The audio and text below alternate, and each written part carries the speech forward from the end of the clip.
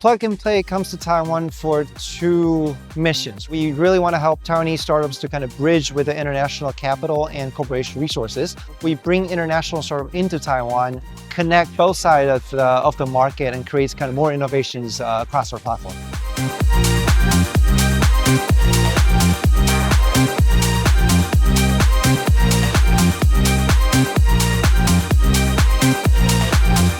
With Taiwan's strong industrial support, any innovation can be realized through prototyping and mass production quickly in Taoyuan. It's a great honor, a great fortune to join the Plug and Play pledge and bring us to the global level. We believe we can transit the power to much cleaner and smarter way approach.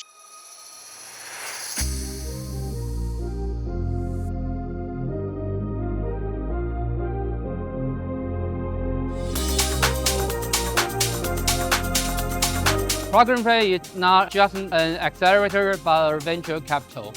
They can help us fund and find the very potential startups.